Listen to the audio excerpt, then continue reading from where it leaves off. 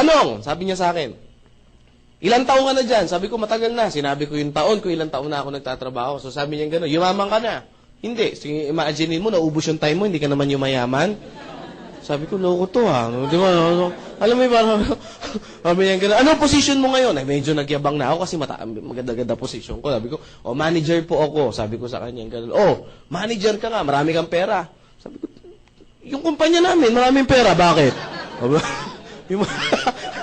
Sumagot na ako, napahiya na ako eh. Tama ba? Ayoko lunukin yung pride ko. Tama, mali?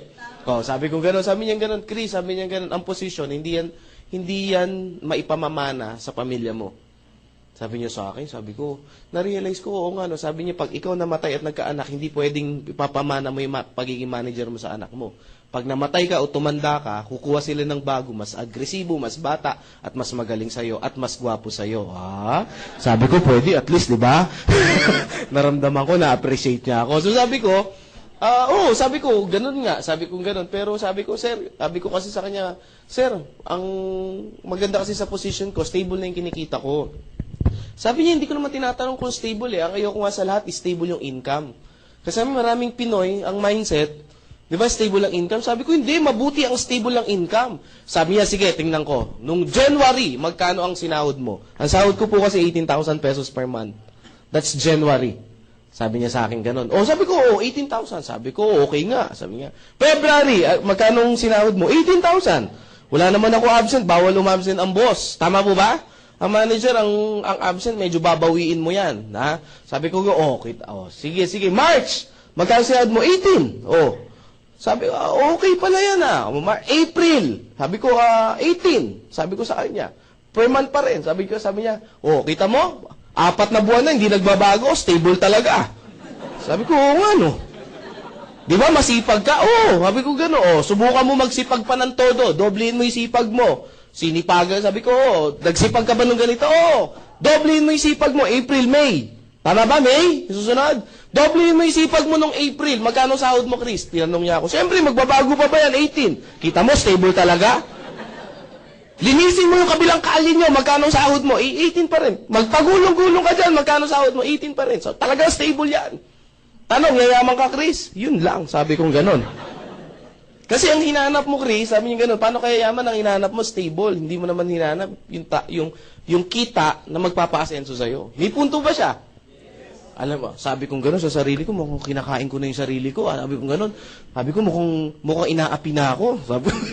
Sabi kong gano'n, wag mo na, sa isip ko, wag mo na ako offense, pupunta na lang ako. Sabi ko sa kanya, sige, punta na lang ako, gagawa na lang ako ng paraan. Si Sir, kinuha niya yung day off niya. Tama ba? Ako, ginawa ko, nag-leave po ako. Kasi kailangan magli-leave ka eh. Kasi walang day off talaga yung position ko. Sabi ko, sir, ganyan. Sige, pinayagan. Umattend ako ng seminar. Pagdating ko ng seminar, ganito yung klase ng seminar. Sabi nun sa seminar, papasok, medyo late kami. 1 milyon! Sabi ko, patay. Sabi ko, ano to? 2 milyon! Sabi ko, patay na. Sino gustong yumaman? Nagsisigawan yung mga tao. Sabi ko, patay na to. Ano to nang puntahan kong kulto? Sabi ko, tinitingnan ko, wala akong choice. Tama po ba? Yung sabi kong gano'n, pinagbigyan ko na, umabsent na ako, wala na akong upo. Pag-upo ko, nagpakilala yung speaker, pinakita yung products, nadismaya po ako. Personally, nadismaya ako. Bakit ako nadismaya? Computer graduate ako, may advantage ako sa computer, tapos ang pinakita po, supplement. Tama po ba? Sabi ko, yung mga pampapayat, maputi, sabi ko, Diyos ko, paano ko yayaman? Tama ba? Ilang bilbil ang kailangan kong computein, ilang kili-kiling maiitim, tama ba? Ilang singit na kailangan ko i-check para yumaman ako. Tama po ba? So sabi ko, medyo malabo yata. So meaning, pumasok po ako sa seminar room ng close-minded po ako. Sa madalit salita, pumasok ako, naka-mindset na ako na ayoko yung ginagawang seminar. Tama po ba? Sumunod na speaker, tinawag ulit. Sumunod na speaker, kitaan daw. Dito, pwede kang kumita ng ganito. Pwede kang maging milyonaryo. Sabi ko, Diyos ko, ang sipag ko. Sabi ko, ang galing ko. Sabi ko, yung talent ko. Sabi ko, never ako. Sabi ko, imposible talaga. Sa hirap ng buhay niya, imposible yumaman. Sabi ko sa sarili ko. Sabi ko, gano'n, niloloko lang ako ng taong to. Sabi ko, gano'n. Tapos, biglang nagsabi siya, ganito po. Wala na. Baliw na rin ako. Bakit? Kinain ko na yung pride ko, may sasakyan siya, ako wala eh. Tama po ba? Sabi ko lang yan itong speaker na to, ganito lang, tapos grabe. nagsisigaw lang, kumita na ng malaki. Kaya ko rin kayang sumigaw. So, yun na po yung nangyari. Now, after ng seminar, sa madalit salita, sabihin ko na po sa inyo, nag-join ako, hindi? Hindi po ako nag-join sa madalit salita. Bakit po? Na-hype po ako, pero nandun pa rin sa isip ko yung duda. Nagdududa pa rin ako na, pwede bang kumita talaga ng ganong kalaki? Kasi, ang ini-explain sa akin, pwede kang kumita ng at least 1 million, hindi at least pwede kang kumita ng 1 million pesos per month. Parang nakakalaglag pa nga. Ang alam ko sa 1 million per month, kailangan mong tayaan ng maraming beses sa loto yan. Tama po ba? Kung aatin ka sa Wawawi, ilang pila yung aatinan mo. Tama po ba? Ilang bingo yung aatinan mo bago ka manalo ng 1 million. Tama po ba? So sabi ko parang suntok sa buwan niya. Sabi ko parang napakadali niya sabihin. Pero parang kako sa iisip-isip ko, sa katotohanan ng buhay, mahirap gawin. Tama po ba? So sa madalit salita, hindi po ako na-convince. Pero na-appreciate ko yung seminar. Alam niyo, naramdaman nung nag-invite na hindi po ako na-convince. Naramdaman niya pag pinakawalan niya ako, hindi na ako magpapakita uli. Maliwanag po ba? Tingnan niyo yung mga katabi niyo. Yan ba yun? Yung mga ganyan, yung mga tipong pag pinakawalan niyo, hindi na magpapakita muli. Yan, ha? So, nung naramdaman nung invite ko, nasabi niya, mukhang hindi na-convince, Sabi niya, Chris, mag-coffee muna tayo. So, nag-coffee po kami. Nag-start kaming mag-coffee. Natapos kasi yung seminar. Buti nga ngayon, medyo maaga. Noong time na yon, natapos kami 10 p.m. yung seminar. Ganyan po. Yung mamaya, 10 p.m. yata matatapos yan eh. Hindi ngayon yung mamayang susunod. Baka mamaya mag-uwian kayo bigla Ano lang tayo, dapat alas 5, siguro kaya natin to mga 5:30 tapos ako. Maliwanag okay lang ba sa inyo yun? Ayan 5:30 ng maga Ayan. Joke Nag-start kami mag-coffee 11 p.m. Alam niyo po ba kung ano oras kami natapos?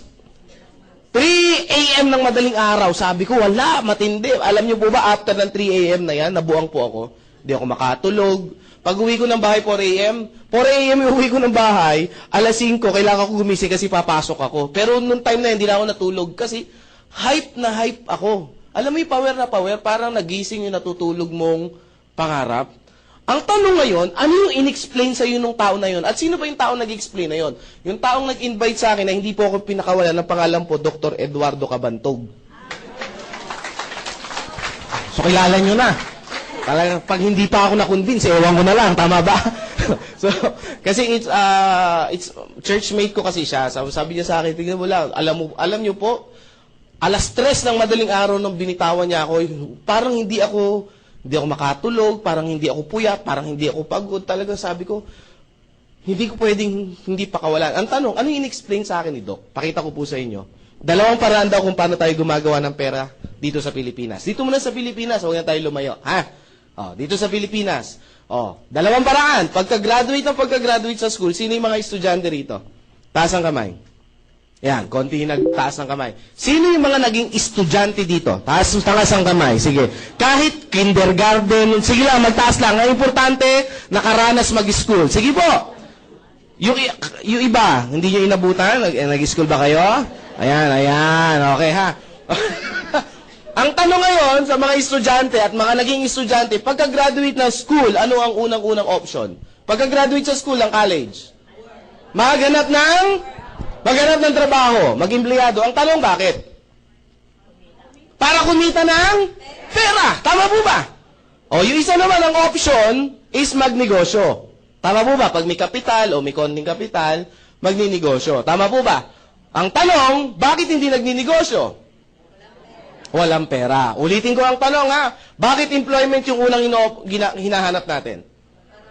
Para kumita ng pera. Pag ayan lang sagot nyo, ibig sabihin, mas maraming pera ang empleyado kaysa sa negosyante. Kasi mas kumikita to ng pera Tama po ba? May sumagot kanina, sabi niya, yes, mas kumikita to ng pera kaysa dito. Tama po ba? Kaya mas maraming sasakyan nito kaysa dito. Tama po ba? Mas malalaki ang bahay nito kaysa dito. Tama po ba? Ang tanong, uulitin ko yung tanong, bakit employment yung una natin hinahanap?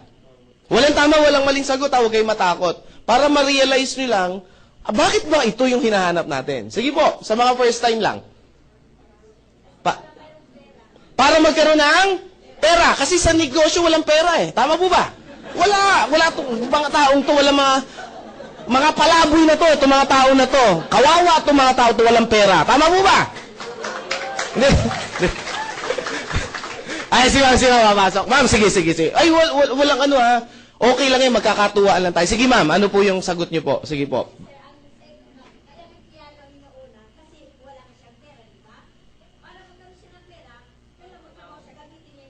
Yan. O, palakpakan natin sa... Yan. Pag sinabi, babalik ako kay ma'am. Ma'am, ano po name niyo, ma'am? Mami, ha? Tita na lang tawag ko sa inyo, o ate. Yan, ha? Ma'am Alice. Ma'am din, bumagsak no? O Ma'am Alice, pag sinabi bang negosyo, ano unang kailangan? Si ma'am lang, si ma'am Alice lang. Kapital. Yan. Pag sinabing kapital, ano unang kailangan? Pera. Tama po ba? Sagot kayo. Tama po ba? Ano unang kailangan sa kapital? Mali, idea po. Pangalawa lang ang pera. Maraming Pinoy, ang akala nila pera ang una. Ano ginagawa ng Pinoy? This is the traditional way na ginagawa ng Pinoy. Papangakuan yung pamilya. Anak, mga asawa, mga anak, mga asawa. Ba yan, nasasabi ko? Pupunta muna ako ng ibang bansa, magtatrabaho ako at mag-iipon ako ng pera. Tama, mali? Yung binibitawan sa atin para pag makaipon ako, uwi ako ng Pilipinas, magninegosyo tayo. Tama ba? At magbago ang buhay natin. Tama ba? Nagtrabaho na ilang taon, pag uwi ng Pilipinas, may pera, wala. Hindi, karamihan meron. Karamihan meron. Sabi nga, maliit lang. Hindi ko naman tinanong kung maliit o malaki. Tama ba? Ang sinabi ko, na umuwi ng Pilipinas, merong dalang pera. Tama po ba? Either 10,000 yan, 20,000 yan, wala tayong pakialam doon. Basta meron siyang inuwing pera. Tama po ba? Pero bibihira yung nag-uuwi ng 10,000 ha. Karamihan meron talagang ipon pag uwi. Mga minimum yan, may 50,000. Gaya kasi bakit ko alam, mostly ng family ko, mga tsahin ko, mga upper na kamag-anak ko, mga talaga abroad yumaman. Ano po? Ito ngayon yung question. Pag uwi ng Pilipinas, may dalang pera, karamihan po ba nagninegosyo? Ano ginagawa? Bibili ng flat screen, malalaking TV, refrigerator. Tama po ba? Mga bago sa bahay. Tama po ba? Papakain dito, syempre, mayabang galing abroad Tama ba? Mataas ang ere niya. Tama, mali? Siyempre galing abroad, bigay dito, bigay dyan. Tama po ba? Pag fiesta, pakain ng todo. Pag birthday, talagang todo max. Tama po ba? Ang mga kamag-anak, pasalubong dito, pasalubong doon. Pagtapos ng ilang buwan, kamusta na? Wala na ng pera. Pag wala ng pera, ano uli gagawin? Babalik ulit doon, pangangakuan yung pamilya pa. Ilang beses natin nakita yung ganyang picture Tama po ba? Ang tanong, may pera yun, wala? Meron. Tama ba? Ba't hindi nagnegosyo? Alam natin, ito yung unang kailangan. Yes, walang idea. Bakit employment ang una natin pinapasok? Kasi walang idea sa... Yun yung dahilan. Kasi pag pinagsabi natin kapital lang at pera lang, ang tanong, pag ikaw ba nag-empleyado, walang kapital na pera? Marami ako na-interview, ang dami di ba? Yung naghahanap pa lang ng trabaho araw-araw, magkano na ang kapital? Pamasahe, pagkain. Tama po ba? Pag natanggap ka, requirements pa. Tama po ba? Sabi, maliit lang yun. Ang negosyo po, alam niyo po bang hindi naman pinagbabasihan kung gaano kalaki yung pera? Bibigyan ko kayo ng konting tip. Merong nagkaroon ng segment ang Balitang K. Alam niyo yung Balitang K? Ang host dyan si Jessica Soho. Tama po ba? Tinitignan ko lang kung nanonood kayo. Siyempre si Corina. Meron sumagot, oo, gumanon. Halatang di nanonood. Sabi niya, oo, talaga nakikinig siya, attentive, no? Ang host dyan, si Corina Sanchez. Meron siyang pinicture dyan, isang matanda, naging milyonarya. Pero alam niyo po ba kung saan siya nag-start? Sa 5 piso lang. Sa 5 piso lang siya nag-start mag-business sa halagang 5 piso. Pero after a year and a year, naging milyonarya siya. Ang tanong ngayon, Chris, paano niya nagawa yun? Tama ba? Kasi nagkaroon siya ng idea. Ano negosyo ginawa niya? Yung 5 piso niya, binili niya ng squash. Ano sa Tagalog ng squash?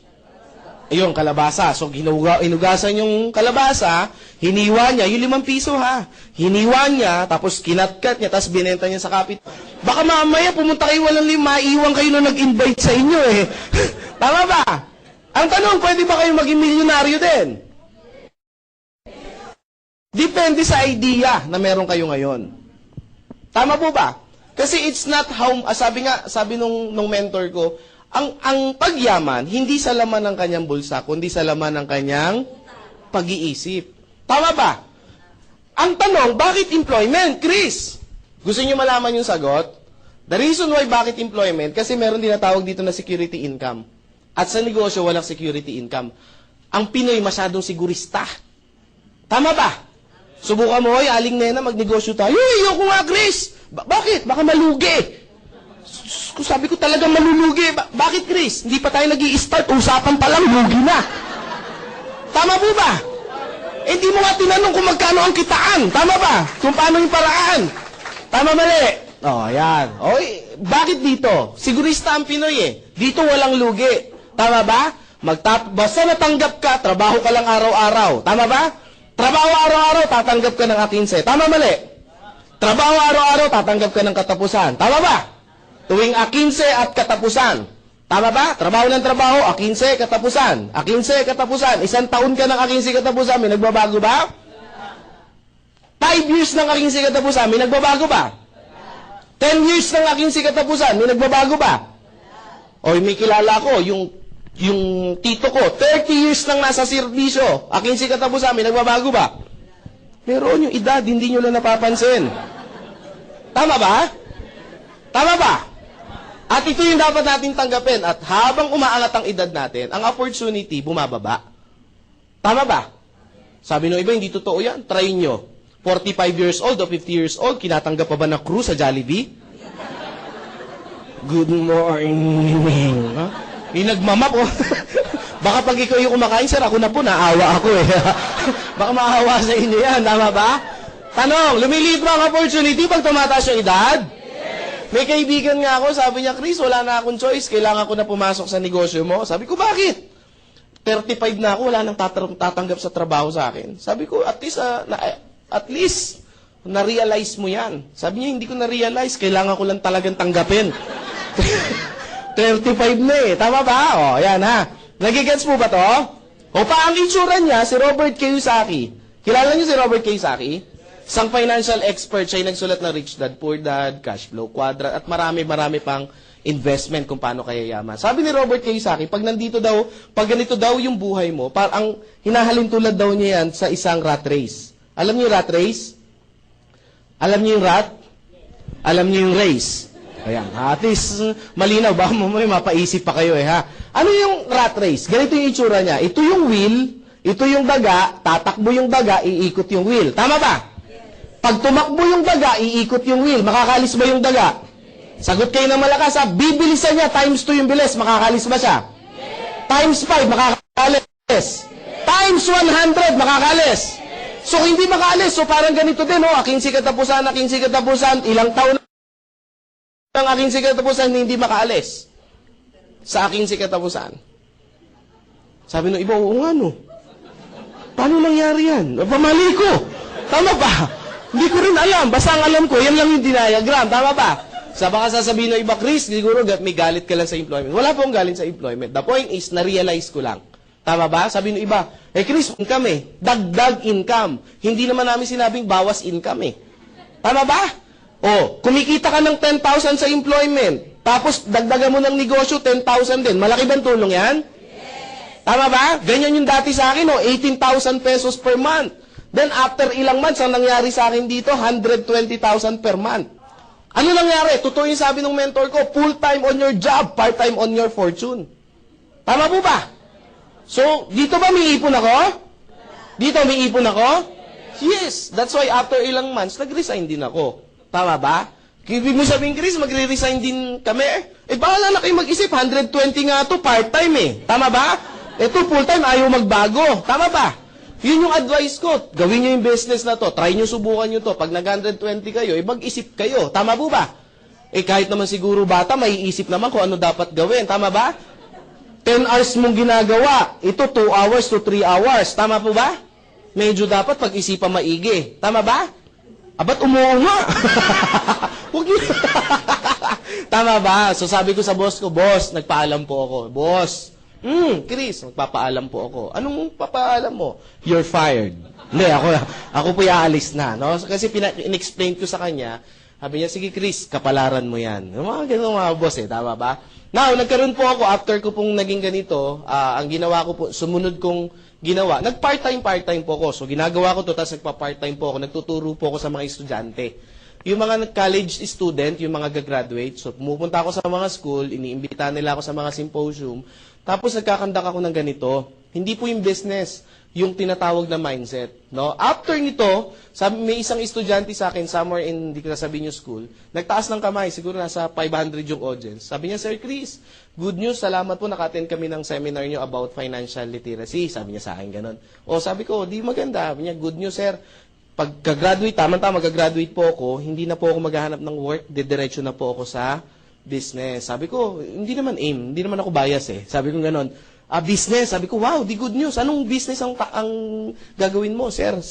Sari-sari store. Ay, masama ba to? Hindi. Pero mga brother, mga sister, hindi ito yung uring negosyo yung sinasabi ko. Bakit? Sa panahon ngayon, medyo mahirap po ang magsari-sari store. Tama ba? Pag nagsari-sari store ka ngayon, bilang ka ng ilang buwan, tama ba? Ano mangyayari? Sara store. Tama ba? Uy, yun yung Sara store, oh. Magsasara yan, bakit? Diyan mo kukunin yung pantus...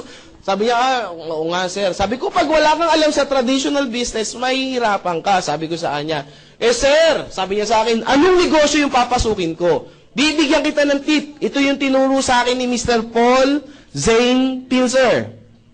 Ay, sorry, si J. Paul Getty pala. J. Paul Getty, si JPG. Nakabasa ako ng libro niya, pag magninegosyo ka daw, sabi ni J. Paul Getty, kailangan daw, yung ginagamitan ng time leverage. Narinig nyo na po ba to? Narinig nyo na? Sino ba si J. Paul Getty? Siya yung kauna-unahang naging bilyonaryo sa Amerika sa larangan ng langis. Langis yung business niya. Ano ba yung time leverage? Ito yung ginagamit ngayon nila Lucio Tan, nila Henry C., nila tawag dito, nila Mark ng Facebook, nila Bill Gates, nila name it, nila Warren Buffett. Yung mga multi-millionaire, billionaire sa buong mundo, ito yung sikreto nila, bakit sila yumayaman. Tama po ba? Tanong ba natin sa sarili natin, bakit ang mga mayayaman lalong? At ang mga mahirap lalong Tanong na ba natin sa sarili yan? Matagal na ba ang tanong yan? Nasagot na ba? Kung tagal na yan, no? Ay masagot. Ito, bigay ko po yung sagot. The reason why bakit ang mayayaman lalo yung mayaman, kasi ang mga mayaman, alam nila o natutunan nila yung time leverage. Ano ba yung time leverage? Ang time leverage is simple lang po. Explain ko po sa pinakamadaling salita or para madaling maunawaan. Tao. Ang tao may ilang oras sa isang araw. Sino mga first time? Taas ang kamay. Madali lang naman yung tanong ko eh. Ma'am, ang tao po may ilang oras sa isang araw? Nandiyan ba yung mga tinawag ko? Alam ko nandito lang yun eh. Ma'am, ano po name niyo, ma'am? Apo, sige po. Pearly. Dami namang pangalan, Pearly pa. Yan yung unang bumasted sa akin eh. Oo, yung unang-unang niligawan ko ang pangalan, Pearly. Ayan. Yung sumunod ko lang niligawan, Bernardo na yung pangalan. Pearly. Sabi niya, babae rin yun, babae lang ha, okay. Bernardo Jr. Ma'am Pearly, ang tanong, Ma'am Pearly, ang tao may ilang oras sa isang araw? 24 hours. Pwede bang sumobra, ma'am? Si Pearly lang. Ang dami bang Pearly rito? Dami pala. Joke lang. Biro lang. Per day. Ma'am Pearly, pwede bang sumobra? Pwede magkulang? Hindi pwede. O, palakpakan natin si Ma'am Pearly. Yan. Ma'am, ano po name niyo, ma'am? Miriam. Sige, si Ma'am Miriam muna. First time niyo, ma'am? Hindi po. Hindi. Si ma'am po na lang. First time kayo kanina, di ba? Ano po name niyo, ma'am? Ha? Maki. Kita niyo na? So, ibig sabihin yung pangalawang niligawan ko, babae din yun. Bernardo, malaki nga lang talaga yung nandito niya. Ha? Tsaka malaki lang talaga, boses. O, Maki, sangayon ka ba kay ma'am? Pwedeng, ang tao may 24 hours, pantay-pantay na binigay ang Diyos. Pwede ba sumobra? Pwede magkulang. So, talagang 24 lang. Si Lucio Tan, kilala mo, Maki? Ba't ba, Maki, nagugutom ako? Si Lucio Tan, Miss Maki, tao hindi. Pangalawa, hindi, may sumagot kaya sa akin dito minsan, di ba? Sabi niya, hindi. In-check. Sabi ko, dito, totoo kaya? Di ba, sino mga member may sumagot last time dito? Sabi ko, hindi, in-check yan. Sabi ko, kailan pa naging hindi tao ang in-check? Sabi ko, tao rin po ang in-check, ha? Wala ka. Oh, natatawa kasi kayo sa tanong ko eh.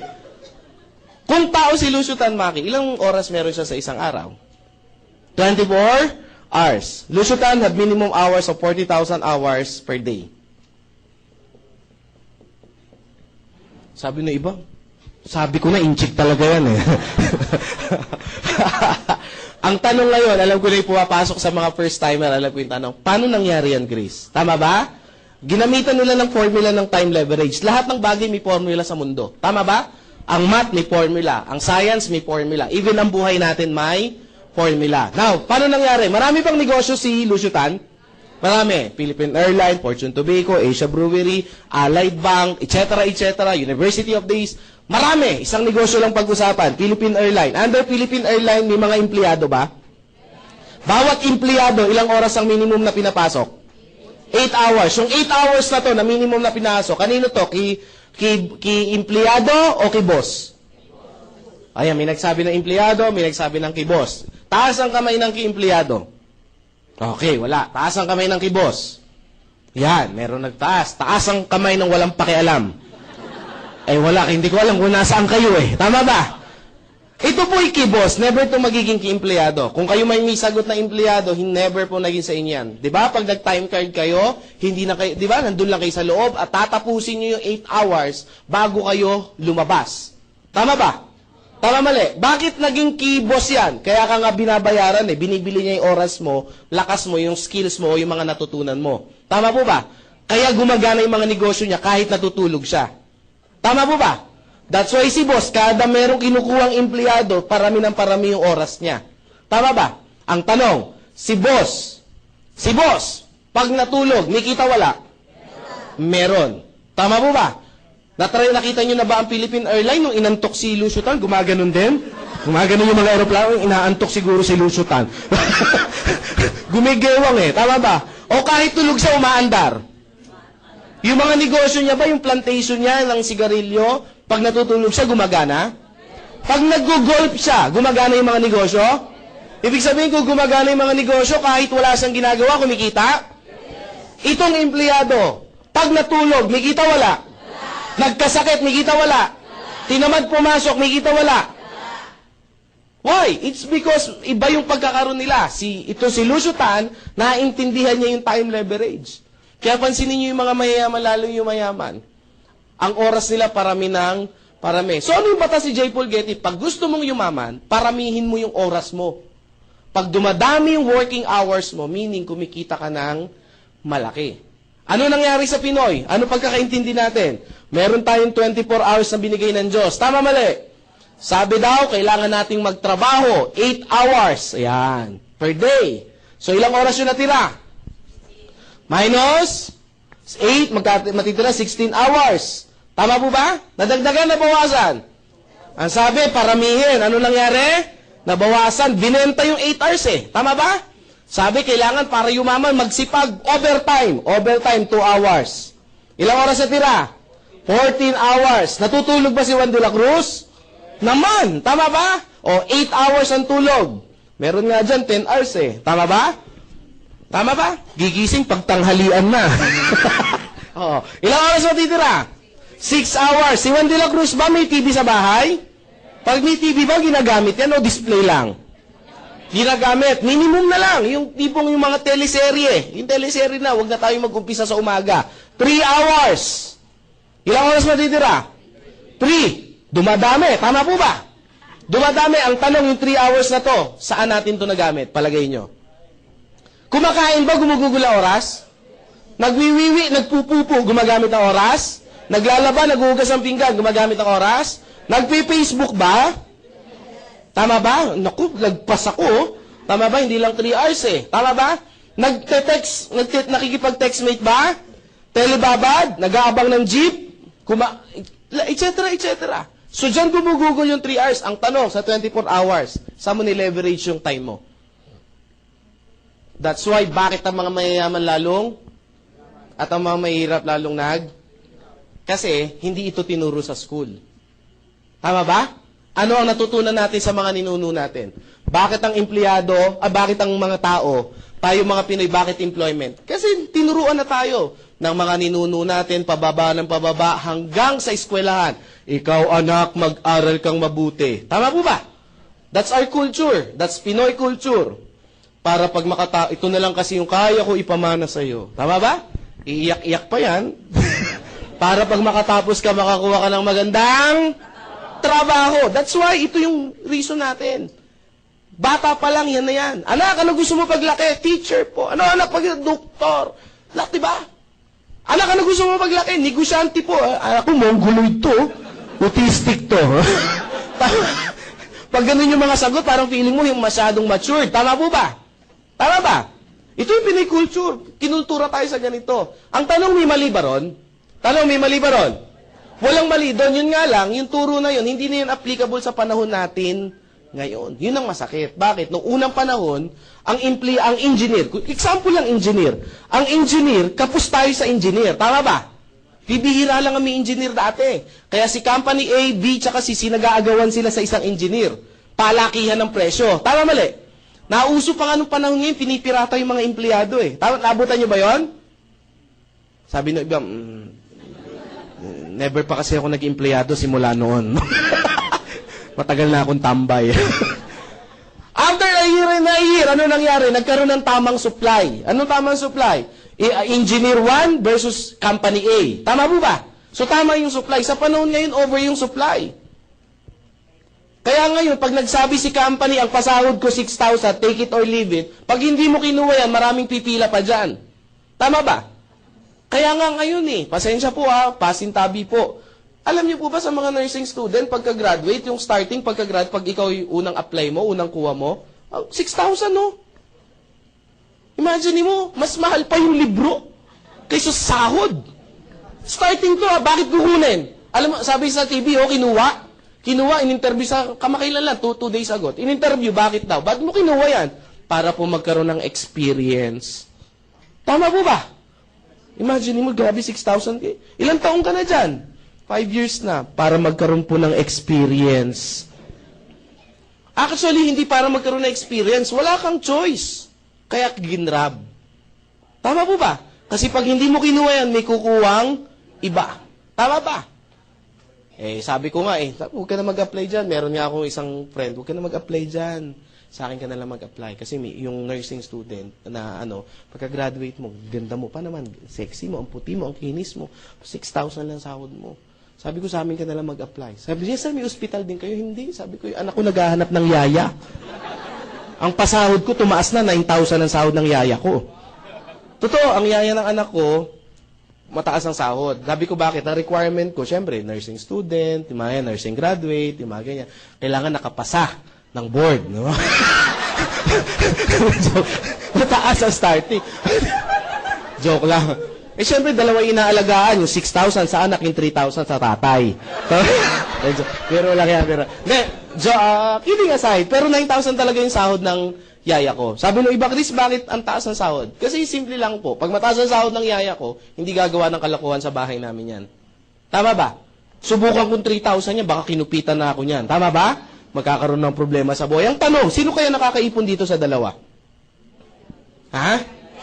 Liitan ko na lang. Doon na lang tayo sa regular. Baka sabihin nyo, Chris, kasi marami kang pera, kaya nakukuha mong ganyan. Doon na lang tayo sa ordinary, na ang sahod 4,000. 5,000 na yaya. Sino kaya nakakaipon dito?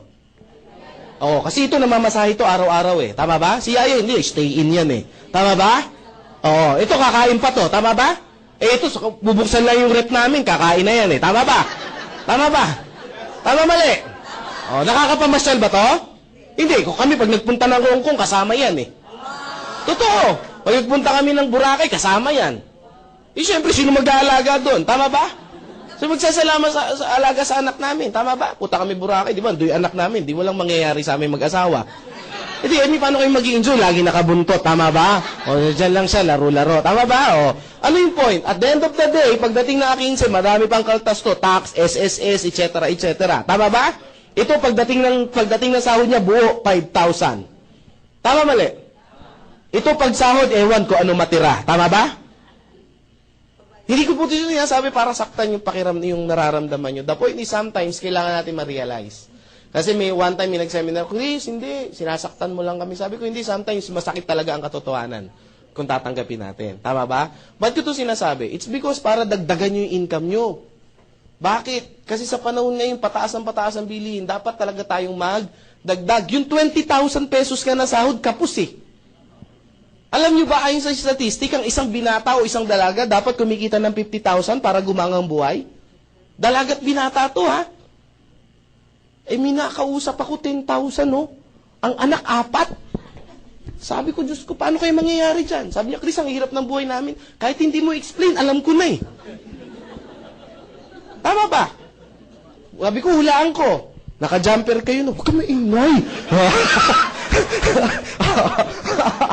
Tama mo ba? O, yan ha. O, sabi ng iba, Chris, tawag dito.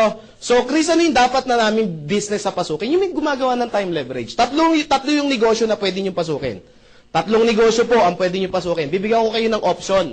Hindi ko yung offer yung company namin agad kasi magiging bias ako. Unang option, pwede kayo mag-traditional business. Sa traditional business, ang kailangan nyo, tawag dito, magandang idea. Hindi pwedeng galing sa idea nyo. Bakit? Wala nga kayo experience eh. Tama ba? So, pag galing sa inyo yan, mataas ang risk. Tama ba? So, malaki ang kapital. Tama mali? O, pag kailangan, at least kahit papaano, yung meron tinatawag na overhead expenses. Tama ba? Tama ba? At least ang kapital mo rito, meron kang ₱250,000 to start the business. Kung seryoso ka. Sabi ng iba, magkano kikitain yan? 10%. Magkano ngayon yan? At least monthly, meron kang 50,000 para kitain. Pwede na? Sabi ng iba, oh no, pwede kayo dito? May ₱250,000 kayo? O kalimutan. Maliwanag ha? Mahabang usapan to eh. Sumunod, franchise business. Ang franchise business ba maganda? Maganda ba ang franchise business? Yes, bakit? Merong nag-isip ng idea na. Ang gagawin mo, kakapitalan mo na lang. Tama mali? And then the rest, same. Meron 3 uri ng franchise business. Small, medium, and large. Yung small, medium, and large, itong large muna tayo. Ito yung mga tipong Jollibee, McDonald's, yung mga ganyang KFC, at least meron kang 20 to 30 million. Meron ba kayo niyan? Kalimutan. Dito tayo sa medium, kung saan tayo mag-meet. Maliwanag? Mahirap i-explain ko, wala naman kayo, sayang ang oras. Tama ba? O, pag meron na kayo, tsaka natin pag-usapan. Medium, ito yung mga maliliit, yung mga tipong, ang halaga nito, mga 1 million to 5 million pesos. Ito yung mga una-usa ngayon, yung mga tea. Hindi pa shawarma, mga 7-Eleven, mini-stop, mga ganyan, yan ang halaga niyan. Maganda bang business yun? Meron ba kayong 1 million to 5 million? Magtatagal tayo, kalimutan natin, ha? Maliwanag ha, doon tayo kung saan meron kayo. Small, etong small, ito yung mga shawarma, yung narinig ko kanina. Shawarma, tawag dito, siomay, tama ba? Yung mga juice, something, ganyan-ganyan. At least ang kapital mo niyan, meron kang 300,000 to 500,000. Meron ba kayo nito? Diyos ko, saan tayo? Todo na to. Wala. O ano, Chris? Next. Bakit? Wala kami yan eh. Next tayo. Network marketing. Networking. Sabi pa, ayoko niyan. Wala ka nga nito eh. Wala kang choice ito. Tama ba? Ano gagawin natin? Hindi mo kaya to. Hindi mo kaya to. Hindi dito bagsak. Chris, scam yan eh. Diyan tayo magkakatalo. Bakit? Iba ang narinig, iba ang pinag-aralan. Tama po ba? Bigyan ko yun ng sample. Sasabihin ko ang network, ako po'y kunyari doktor. Kunyari lang. Baka sabihin nyo, wala sa itsura mo. Kunyari nga lang. Kahit hindi nga ako nagdoktor, alam kong hindi ako kikita eh. Kunyari doktor ako, sir. Ano po name nyo, sir? John. Sir John, ang doktor, ganito yung ginagawa, ganito. Isang araw kami nag-usap. Talagang kinuwento ko lahat kung ano ginagawa ko bilang doktor. So, alam niya na kung ano yung ginagawa ko bilang doktor. Ang tanong, doktor na ba siya? Hindi pa. Bakit hindi siya doktor? Kasi hindi naman niya pinag-aralan eh. Iba ang narinig, iba ang pinag-aralan. Tama po ba? Maliwanag po ba? Baka mamaya, yung rinig nyo na scam, mga sa kapitbahay nyo lang yan. Tama po ba? Tama mali? Kasi, kung bakit lumalaki itong franchise business, it's because networking yan.